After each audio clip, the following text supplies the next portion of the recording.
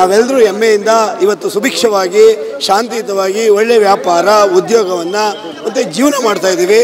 ಅಂತಹ ದಾರಿ ಮಾಡಿಕೊಟ್ಟಂಥ ಪುಣ್ಯಾತ್ಮನು ಜನಿಸಿದಂಥ ದಿನ ಇವತ್ತು. ಬಡ ಕುಟುಂಬಗಳಿಗೆ ದಾನ ಧರ್ಮ ದವಸ ಧಾನ್ಯಗಳನ್ನು ದಾನ ಧರ್ಮ ಮಾಡಿ ಬೆಂಗಳೂರು ಉಗಮ ಹೇಗಾಯಿತು, ಬೆಂಗಳೂರಿನ ಹುಟ್ಟು ಹೇಗಿತ್ತು ಅನ್ನೋ ಒಂದು ನಾಟಕದ ರೂಪದಲ್ಲಿ ನಾವಿವತ್ತು ಅಂಥ ಒಂದು ಪ್ರದರ್ಶನವನ್ನು ಮಾಡಿ ಕೆಂಪೇಗೌಡರಿಗೆ ನಮನಗಳನ್ನು ಸಲ್ಲಿಸುತ್ತಿದ್ದೋ. ಇಂತಹ ಮಹಾತ್ಮ ಕೆಂಪೇಗೌಡ ಹುಟ್ಟಿದ ನಾಡಲ್ಲಿ ಎಲ್ರಿಗೂ ಸಹ ಆರೋಗ್ಯ ಕೊಡಲಿ ಅಂತ ಎಲ್ರಿಗೂ ನಾನು ಆ ಭಗವಂತನಲ್ಲಿ ಕೇಳ್ಕೊತಾ ಇದ್ದೀನಿ. ಬೆಂಗಳೂರಿನ ನಿರ್ಮಾತೃ 516ನೇ ಕೆಂಪೇಗೌಡ ಜಯಂತ್ಯೋತ್ಸವ ಕಾರ್ಯಕ್ರಮವನ್ನು ಬಹಳ ಅರ್ಥಗರ್ಭಿತವಾಗಿ ಆಚರಣೆ ಮಾಡ್ತಿರುವಂಥದ್ದು. ಅದರಲ್ಲೂ ಚಲುಮೆ ರವಿಕುಮಾರ್ ಅವರ ನೇತೃತ್ವದಲ್ಲಿ ಇಂದು ಬೆಂಗಳೂರಿನ ರಾಜಾಜಿನಗರದಲ್ಲಿ ಹಲವೆಡೆ ಸಮಾಜಮುಖಿ ಕಾರ್ಯಕ್ರಮವನ್ನು ಮಾಡ್ತಿರುವಂಥದ್ದು. ನಾನೀಗ ಸದ್ಯ ರಾಜಾಜಿನಗರದಲ್ಲಿರುವಂತಹ ESI ಹಾಸ್ಪಿಟ್ಲು ಮುಂಭಾಗದಲ್ಲಿದ್ದೀನಿ. ಅಂದರೆ ಹಾಸ್ಪಿಟ್ಲಲ್ಲಿ ಇರುವಂತಹ ರೋಗಿಗಳಿಗೆ ಹಣ್ಣು ಹಂಪಲು ಹಾಗೆ ಬ್ರೆಡ್ ಕೊಡುವಂಥದ್ದು, ಸಂಜೀವಿನಿ ಲಡ್ಡನ್ನು ವಿತರಣೆ ಮಾಡುವಂತಹ ಕಾರ್ಯಕ್ರಮದಲ್ಲಿ ಈಗ ಸದ್ಯ ಚಲುಮೆ ರವಿಕುಮಾರ್ ಅವರು ತೊಡಗಿಕೊಂಡಿದ್ದಾರೆ. ಅವ್ರನ್ನ ಮಾತಾಡಿಸ್ತಾ ಹೋಗ್ತಿದ್ದೀನಿ. ಸರ್, ಇವತ್ತು 516ನೇ ಕೆಂಪೇಗೌಡ ಜಯಂತ್ಯೋತ್ಸವ ಕಾರ್ಯಕ್ರಮವನ್ನು ಅರ್ಥಗರ್ಭಿತವಾಗಿ ಆಚರಣೆ ಮಾಡ್ತಿದ್ದೀರಾ, ಏನು ಹೇಳ್ತೀರಾ ಈ ಸಂದರ್ಭದಲ್ಲಿ? ಸರ್, ಚಲುಮೆ ರವಿಕುಮಾರ್ ಫೌಂಡೇಶನ್ ವತಿಯಿಂದ ಈ ಏನು ನಮ್ಮ ಬೆಂಗಳೂರನ್ನು ಕಟ್ಟಿದ ನಾಡಪ್ರಭು ಧರ್ಮರಕ್ಷಕ ಬೆಂಗಳೂರಿನ ನಿರ್ಮಾತೃ ಕೆಂಪೇಗೌಡರು ಹುಟ್ಟಿದ ದಿನ ಇವತ್ತು. ನಾವೆಲ್ಲರೂ ಹೆಮ್ಮೆಯಿಂದ ಇವತ್ತು ಸುಭಿಕ್ಷವಾಗಿ ಶಾಂತಿಯುತವಾಗಿ ಒಳ್ಳೆಯ ವ್ಯಾಪಾರ ಉದ್ಯೋಗವನ್ನು ಮತ್ತು ಜೀವನ ಮಾಡ್ತಾ ಇದ್ದೀವಿ. ಅಂತಹ ದಾರಿ ಮಾಡಿಕೊಟ್ಟಂಥ ಪುಣ್ಯಾತ್ಮನು ಜನಿಸಿದಂಥ ದಿನ ಇವತ್ತು.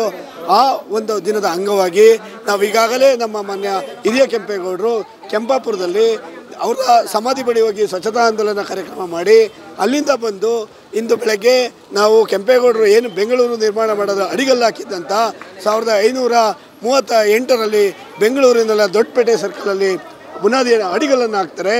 ಅಂಥ ಅಡಿಗಲ್ಲು ಹಾಕಿದ್ದ ಸಂದರ್ಭದ ಅಂಥ ಸ್ಥಳಕ್ಕೆ ಹೋಗಿ ನಾವು ಅವಿನಿ ರೋಡು ಚಿಕ್ಕಪೇಟೆ ಮೇನ್ ರೋಡ್ನಲ್ಲಿ ದೊಡ್ಡಪೇಟೆ ಸರ್ಕಲ್ ಅನ್ನೋ ಒಂದು ಸರ್ಕಲ್ ಇದೆ.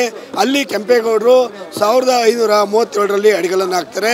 ಅಡಿಗಲ್ಲನ್ನು ಹಾಕಿ ಕೆಂಪೇಗೌಡರು ಬೆಂಗಳೂರಿನ 4 ದಿಕ್ಕುಗಳಲ್ಲಿ ಕೋಟೆಯನ್ನು ನಿರ್ಮಿಸಿ 4 ದಿಕ್ಕುಗಳಲ್ಲಿ ಗೋಪುರಗಳನ್ನು ನಿರ್ಮಿಸ್ತಾರೆ.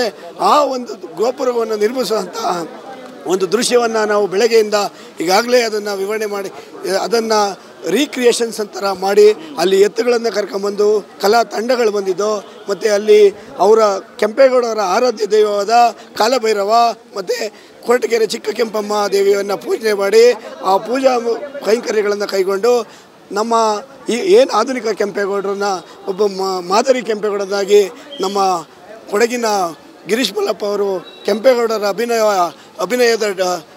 ಅಭಿನಯವನ್ನು ಮಾಡಿ ಮಾದರಿಯಾಗಿ ವೇಷಭೂಷಣ ಧರಿಸಿ ಕುದುರೆಯ ಮೂಲಕ ಬಂದು ಸೈನಿಕರಿಗೆ ಉಡುಗೊರೆಗಳನ್ನು ಕೊಟ್ಟು ಮತ್ತು ಅಲ್ಲಿದ್ದಂಥ ಬಡ ಕುಟುಂಬಗಳಿಗೆ ದಾನ ಧರ್ಮ ದವಸ ಧಾನ್ಯಗಳನ್ನು ದಾನ ಧರ್ಮ ಮಾಡಿ 4 ಗೋಪುರಗಳಿಗೆ ಏನು 1537ರಲ್ಲಿ ಕೆಂಪೇಗೌಡರು ಬೆಂಗಳೂರಿಗೆ ಅಡಿಗಲ್ಲು ಯಾವ ರೀತಿ ಹಾಕಿದ್ರು, ಎತ್ತುಗಳನ್ನು 4 ಜೊತೆ ಎತ್ತುಗಳನ್ನು 4 ದಿಕ್ಕುಗಳಲ್ಲಿ ನೇಗಿಲು ನಗಳನ್ನು ಕಟ್ಟಿ ಆ ನೇಗಿಲು ನಗಳದು ನೀವು ಮನಸೋ ಇಚ್ಛೆ ನೀವು ಹೋಗಿ ನಿಲ್ಲಿವರೆಗೂ ನಾವು ಬೆಂಗಳೂರನ್ನು ವಿಸ್ತರಿಸ್ತೀವಿ ಅನ್ನೋ ಒಂದು ವಿಸ್ತಾರತೆಯಿಂದ ಹೇಳಿರ್ತಾರೆ. ಅಂತಹ ಒಂದು ಇವತ್ತು ನಾವು ಅಂತಹ ಯುವ ಜನತೆಗೆ ಬೆಂಗಳೂರು ಉಗಮ ಹೇಗಾಯಿತು, ಬೆಂಗಳೂರಿನ ಹುಟ್ಟು ಹೇಗಿತ್ತು ಅನ್ನೋ ಒಂದು ನಾಟಕದ ರೂಪದಲ್ಲಿ ನಾವಿವತ್ತು ಅಂಥ ಒಂದು ಪ್ರದರ್ಶನವನ್ನು ಮಾಡಿ ಕೆಂಪೇಗೌಡರಿಗೆ ನಮನಗಳನ್ನು ಸಲ್ಲಿಸುತ್ತಿದ್ದೋ. ಅದಾದಮೇಲೆ ಇವಾಗ ರಾಜಾಜಿನಗರ ಸರ್, ಬೆಳಗ್ಗೆಯಿಂದ ಏನೆಲ್ಲ ಕಾರ್ಯಕ್ರಮಗಳು ಮಾಡಿದ್ರಿ? ಅನಾಥಾಶ್ರಮ, ರುದ್ರಾಶ್ರಮ, ಇವತ್ತು ಈಗ ಹಾಸ್ಪಿಟಲ್ ಇದ್ರೆ ಪ್ರೆಸೆಂಟ್, ಬೆಳಗ್ಗೆಯಿಂದ ಎಲ್ಲೆಲ್ಲಿ ಹೋಗಿದ್ರಿ ಅಂತ? ಸರ್, ಬೆಳಗ್ಗೆ ಕಾರ್ಯಕ್ರಮ ಅವಿನಿ ರೋಡಲ್ಲಿ ಏನು ಬೆಂಗಳೂರಿನ ಜನಕನ ಜನ್ಮೋತ್ಸವ ಕಾರ್ಯಕ್ರಮ ಆಯೋಜನೆ ಆದಮೇಲೆ ರಾಜಾಜಿನಗರಕ್ಕೆ ಬಂದು ರಾಜಾಜಿನಗರದಲ್ಲಿ ನಾವು ಒಂದು ಅನಾಥಾಶ್ರಮದಲ್ಲಿ ಅಲ್ಲಿರೋ ಮಕ್ಕಳುಗಳಿಗೆ ಮತ್ತು ಅಲ್ಲಿರೋ ವಯೋವೃದ್ಧರಿಗೆ ಮತ್ತು ವಿಕಲಚೇತನರಿಗೆ ಹಣ್ಣು ಹಂಪಲು ಮತ್ತು ಬ್ರೆಡ್ಡನ್ನು ವಿತರಣೆ ಮಾಡಿ ಈಗ ಇದಾದ ನಂತರ ನಾವು ESI ಹಾಸ್ಪಿಟ್ಲ್ ಮುಂದೆ ಇಲ್ಲಿ ಹೊರ ರೋಗಿಗಳಿಗೆ ಬಂದಂಥ ರೋಗಿಗಳಿಗೆ ಉತ್ತಮ ಆರೋಗ್ಯ ಕೊಡಲಿ ದೇವರು.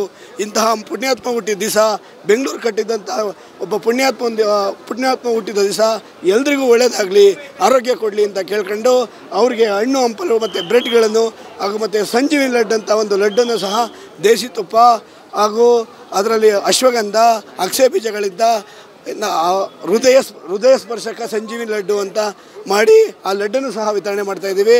ಎಲ್ರಿಗೂ ದೇವರು ಭಗವಂತ ಇಂತಹ ಮಹಾತ್ಮ ಕೆಂಪೇಗೌಡ ಹುಟ್ಟಿದ ನಾಡಲ್ಲಿ ಎಲ್ರಿಗೂ ಸಹ ಆರೋಗ್ಯ ಕೊಡಲಿ ಅಂತ ಎಲ್ರಿಗೂ ನಾನು ಆ ಭಗವಂತನಲ್ಲಿ ಕೇಳ್ಕೊತಾ ಇದ್ದೀನಿ.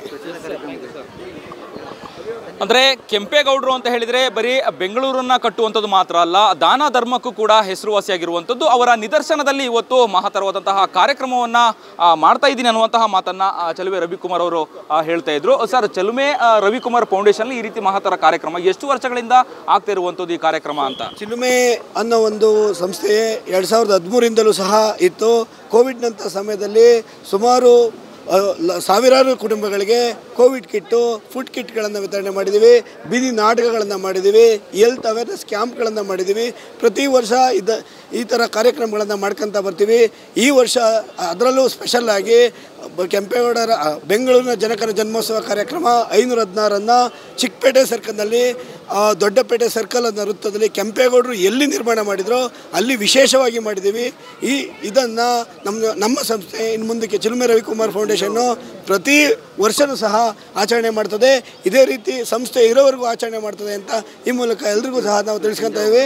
ಇದಾದ ನಂತರ ನಾವು ಕೆಂಪೇಗೌಡರ ಸಮಾಧಿನ ಸ್ವಚ್ಛತೆ ಮಾಡಿ ದೀಪ ಹಚ್ಚಿ ಕೈ ಮುಗಿದು ಬಂದಿದ್ದೋ, ಅದಾದಮೇಲೆ ಚಿಕ್ಕಪೇಟೆನಲ್ಲೂ ಸಹ ಅದೇ ರೀತಿ ನಾವು 165 ದೀಪಗಳನ್ನು ಹಚ್ಚಿದ್ದೋ.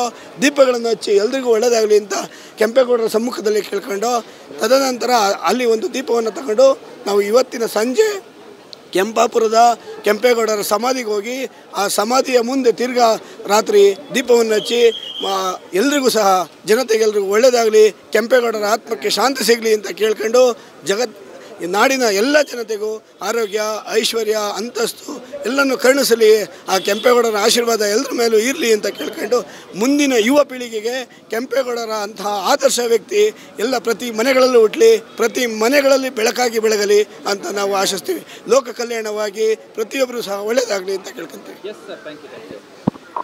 ಇದಿಷ್ಟು ಚಲುಮೆ ರವಿಕುಮಾರ್ ಅವರ ಮಾತಾಗಿತ್ತು. ಕ್ಯಾಮ್ರಾ ಪರ್ಸನ್ ಸುನಿಲ್ ಕುಮಾರ್ ಜೊತೆ ಅಭಿಜಿತ್ ಗಣೇಶ್, ಕರ್ನಾಟಕ ಟಿವಿ, ಬೆಂಗಳೂರು. ಬೆಂಗಳೂರಿನ ಸಮಗ್ರ ಸುದ್ದಿಗಾಗಿ ನೋಡಿ ಕರ್ನಾಟಕ ಟಿವಿ ಬೆಂಗಳೂರು.